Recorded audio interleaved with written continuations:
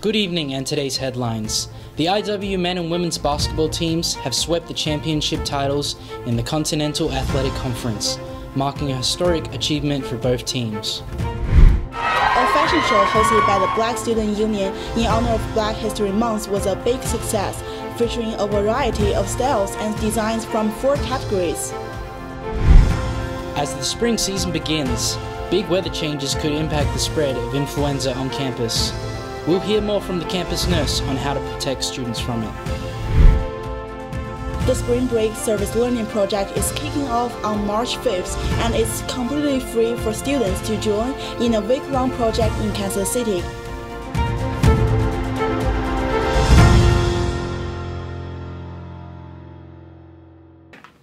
Good evening and welcome to IWInsider, your source for the latest news and updates from Iowa Wesleyan University. I'm Hua. And I'm Bryce Gomes. It's March 4th and we're on the verge of spring break. We start out from the recent victories of the IW men and women's basketball teams in the Continental Athletic Conference Championships. Let's take a closer look. The Iowa Wesleyan University Tigers have won both the men and women's CAC basketball championships last weekend. The women's team defeated Haskell Indian Nations University 64-59 to claim their second consecutive championship. With Isabel West named as the most outstanding player, the men's team dominated on top, beating the champions Florida College 70-66, with Jacoby Jones earning the tournament's most outstanding player award. Both teams will now represent the CAC in their upcoming NAIA National Tournament. Today we are glad to have Isabel West in the studio with us. Hi, Belle. Hi, Bryce. Thanks for having me on the show, and hello to everyone. For those of you who don't know me, my name is Isabel West. I'm a digital media design major, and I'm a junior. Congratulations, Isabel, on being named the most outstanding player of the CAC Women's Basketball Championship. How does it feel to receive this recognition? Oh, thank you. It feels really good. It's an awesome award, and actually my older sister, who's now the assistant coach, won this award last year, so it's pretty cool getting to win it back-to-back with her. You played an instrumental role in helping Iowa Wesleyan University win this championship. Can you walk us through your mindset going into the championship game? Yeah, I was really excited, but also really nervous. Haskell, who we played, is a very good team. They're number 2 in our conference, so I knew it would be a really good competitive game. And not every day you get to play in a championship game, so I was just soaking it all in and having fun. What would you say your biggest challenge you and your team faced? I'd say having to play 3 games in 3 days. It's really tough on your body, physically and mentally, so we did a really good job of staying rested and staying hydrated.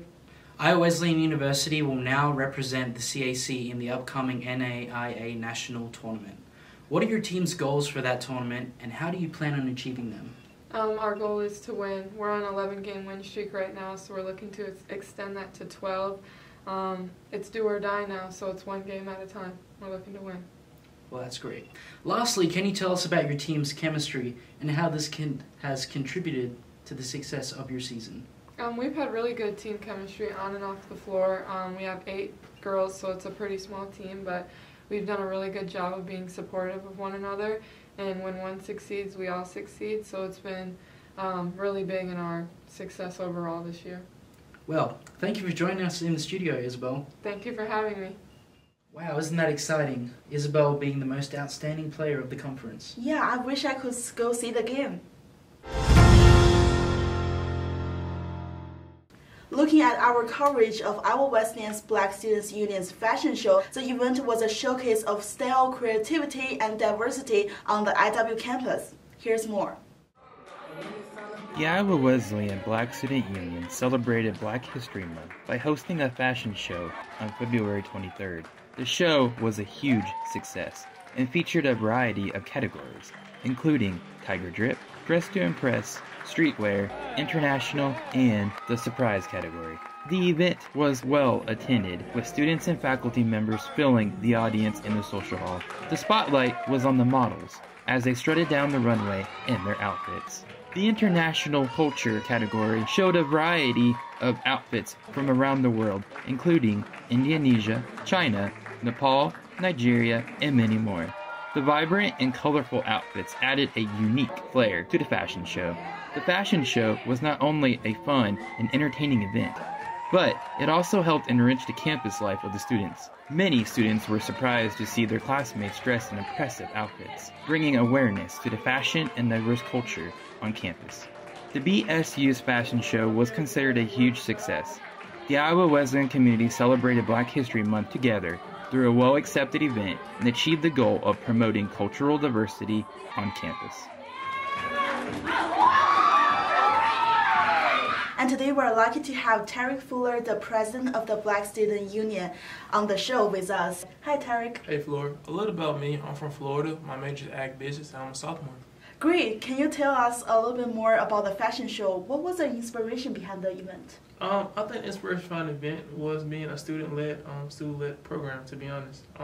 As you know, Iowa Wesleyan is very diverse and has different cultures. So to incorporate that into the fashion show, we thought it would be a good idea. Mm-hmm. And why do you think a fashion show will be an effective way to celebrate the Black History Month? As you know, in our culture, for Black people, we have been known to use fashion as a way to express ourselves. Mm-hmm. So kind of go back to our roots and just taking a step back from our advisor and getting her opinion about it, that'd be a good idea. Okay, and can you tell us about like some of the most impressive moments of the show? Is there anything really like touch you? I actually did. Outside of culture, when it came to the cultural walk category, it was kind of inspirational, to be honest, to see different people in like different backgrounds and watching them walk and express themselves. It was heartful. It was heartwarming, and I can enjoy it.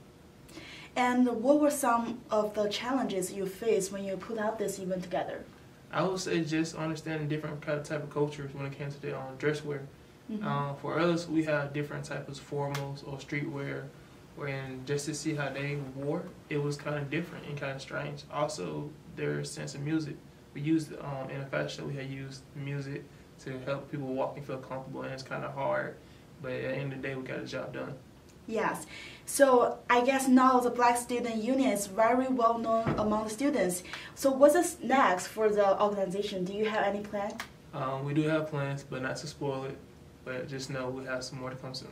All right. Thank you, Tarek. Thank you, Flora. Great turnout for the BSU fashion show event this week. Yes, the students and faculty members really filled the audience. Well, I can't wait to see what the BSU organization has next. Me either.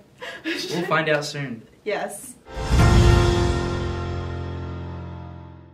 Influenza is on the rise as we head into the spring season, and health experts encourage people to take precautions. The nursing room on campus still has a limited number of flu shots available. Our reporter has more. Yeah, so even though we're getting ready for spring break and warmer weather and beaches and all those fun things, it's important to know it has been a very strange season for illnesses, and there is still influenza circulating out and around. So when you're thinking about getting ready to go on break, it's important to know if you've not had your flu vaccine yet, now is the time. We don't want you to be sick with the flu over vacation time, and it is a good way to keep yourself healthy when you come back from vacation so you can finish those classes strong.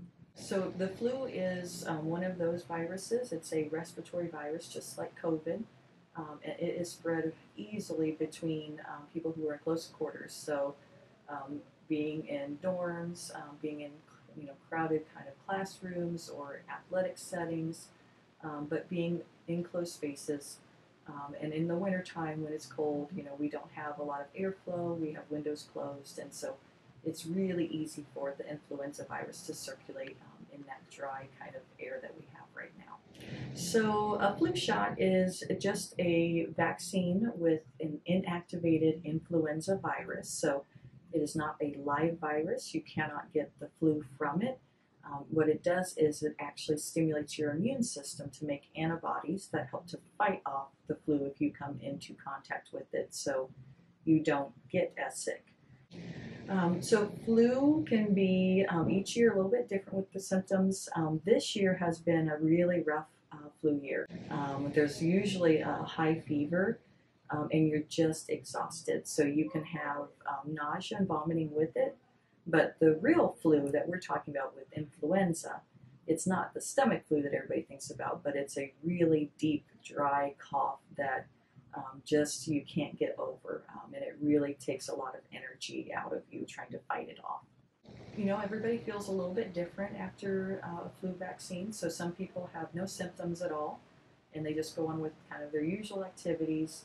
But what we say is to kind of expect, in general, you're activating your immune system. So any kind of shot that you're going to get, if you get, in your arm, it's going to be right up here in the muscle area. And so you might have some tenderness in your arm, might feel a little sore. I say for about 24 hours. The best bet is that you keep moving that arm because you're helping to loosen that muscle up so it's not quite so tender. Coming up next, as spring break approaches, students are provided with an opportunity to give back to the community while gaining experiences. Let's take a closer look.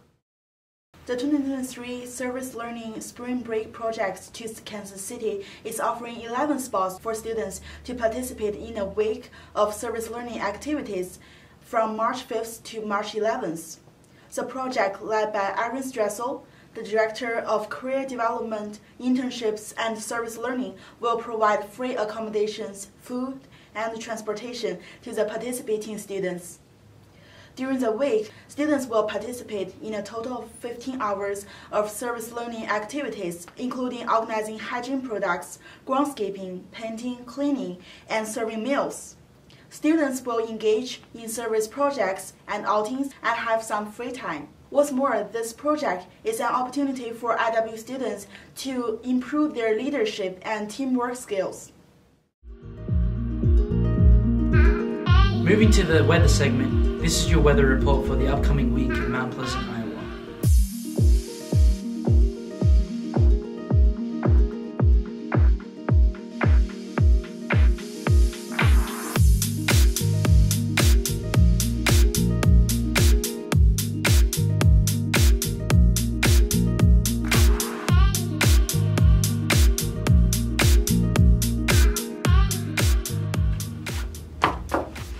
And that's all for today's program. Thanks for watching. I'm Flora Hua.